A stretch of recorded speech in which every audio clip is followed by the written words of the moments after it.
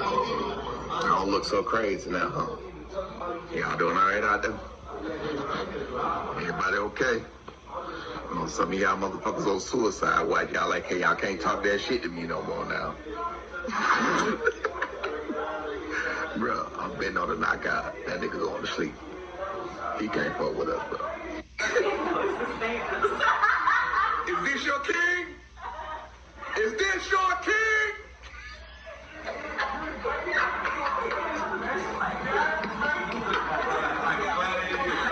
Is this your king? The fuck out of here. Y'all will give me my respect. I pointed this out before this fight ever fucking happened. I told you, the nigga regular, it's just extreme, beautiful matchmaking. Now y'all seeing the real. The nigga is a regular fucking fighter. You better run the 54. You still coming up there too. You gonna get this work. Ladies and gentlemen, members of the jury, members of the Roll the Tape film crew. Those were the words of Brian Norman Jr. And he was referring to Jaron Boots Ennis. And before I even get into a reaction and the perspective of the business of boxing regarding this topic, I encourage you, if you haven't done so right now, don't wait. You can subscribe to the channel right now. Of course, there's added value when you do so because we provide education and entertainment regarding the business of boxing. And so I appreciate your support and all of your financial contributions through the Super Thanks button. That's the button right there with the $ surrounded by the heart. Or you can Cash App Manager Marty, $ Manager Marty. I appreciate your support in advance, and even feel free to like this video.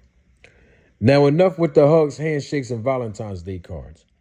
Brian Norman Sr., the father of Brian Norman Jr., as he was laughing while he was talking, you heard him say that his son will knock Boots out.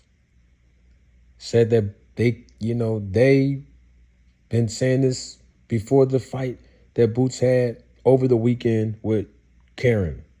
I call him KC because I don't know how to pronounce his last name. That Boots can't F with his son. Or he said us. But he was I guess he was referring to him and his son. But these fathers of these fighters keep saying we, like they're the ones in the ring. But anyway, yeah. He said give him his respect because he is the one that pointed, I guess, these flaws out of Boots. And it was because of great matchmaking that Boots has looked as good as he does. In other words, Boots is not as good as people think that he is. And I have a question on that. Let me start from the last thing he said, which was, it's about having great matchmaking. It's because of great matchmaking. Well, the last time I checked, Brian Norman Jr. is signed to Top Rank, who has hired and employed for the last 20 to 30 years the best, if not the best, one of the best matchmakers in the business, Brad Goodman. And I've been saying Brad Goodman's name. He don't even know me. He don't even know that I'm saying his name on the platform. But Brad Goodman, I've been saying his name on the channel right here on this platform since I've been on YouTube, actually. But Brian Norman Jr., he's been in fights due to great matchmaking as well. In fact, if the barometer that Brian Norman Sr. is using is based on Boots not getting the knockout against KC, or because Boots took some punches in that fight against KC, or if it was because Boots didn't look as spectacular as we usually see him look, well, it's hard for Brian Norman Sr. to say that, because if you look at his last fight, well, he did get 2 knockdowns in that fight. Granted, he definitely got 2 knockdowns in that fight. And of course, he won that fight. That was a fight that Brian Norman Jr. won. Just like this fight was a fight that Boots won. Just like Boots got a knockdown against KC. But of course, he didn't get the knockout or the TKO like Brian Norman Jr. did in his last fight. But Brian Norman Jr., he took some punches in that fight. And he stayed on the ropes most of the fight and became a stationary target for his opponent, who was tagging him. Giovanni was tagging him a lot. So Brian Norman Jr. was getting hit too now, just like Boots was getting hit. And I don't like to make these two comparisons because I think it's ridiculous to me. But I'm doing it to illustrate a point. Everybody in boxing, at some point, is going to get in the ring. And I say everybody, I mean every professional fighter is going to get in the ring with someone who either has their number, either the fighter just can't beat them, no matter how many times they fight, or someone who has enough skills to neutralize the strengths of the fighter. This happens. This is boxing. And I also have to say this, because I think this is as equally as important, because Brian Norman Sr. was laughing. What's not funny is that Boots got paid. That's not funny. Boots got paid. And actually, Boots is laughing straight to the bank. But Brian Norman Jr., on the other hand, he didn't get paid the $1.75 million that him and his team turned down to fight Boots. Y'all remember that? So I don't think Brian Norman Sr. should be laughing, because Boots, he fought over the weekend, right? And he's laughing straight to the bank. He got paid. Brian Norman Jr.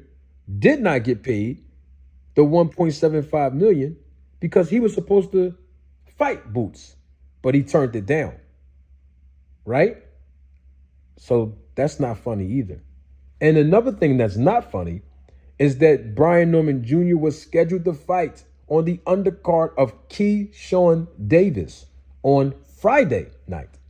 But of course, he broke his hand in training. So that's another payday that Brian Norman Jr. is not going to be able to get. There's nothing funny about that either. And we don't know when Brian Norman Jr. is going to get back in the ring. Of course, we know it's going to be sometime in 2025, but we just don't know when or how many additional months that the young man is going to have to go without receiving a purse by competing inside the ring. That's not funny. And guess what? If it's all like that, then how about Brian Norman Jr. and his first fight back? Fight Boots next. Why not? Why not Brian Norman Jr. versus Jaron Boots Ennis next? I think it'll be a good fight. I don't think that Eddie Hearn wants to do business with Brian Norman Jr.'s people anymore, because apparently they don't know what they're doing. And I've already pointed that out. But the point that I'm making is, okay, Boots had a bad night at the office. You know that any fighter can have a bad night at the office. And I want to see what his response is going to be if this was to happen to Brian Norman Jr. If Brian Norman Jr. have a bad night at the office. See, we can't laugh at each other in boxing. Boxing does two things to fighters: humbles them or humiliate them. And it's up to the fighter to determine whether they are going to be humble or whether they are going to be humiliated. And the video that you heard from Brian Norman Sr. lacked humility. And it was actually unnecessary because the beef between them is actually over at this point. But all I'm saying is Brian Norman Sr. has to do better with the example that he's showing his son. Nobody have the luxury to tease or laugh at another fighter, especially if that fighter won the fight. And especially if that fighter receives a check and laughing to the bank, where the person that's actually laughing didn't receive any money at all. The 1.75 million for fighting Boots, or the 100,000 allegedly, could have been less than that, but the $100,000 purse that Brian Norman Jr. was supposed to make on the undercard of Keyshawn Davis fight. It's not going to receive a check there either. There's nothing funny about that either. Again. So it's all about having humility and humbling yourselves, because that's what boxing is about. But what do I know? You know what? I'm doing way too much talking. Don't take my word for it. Roll the tape.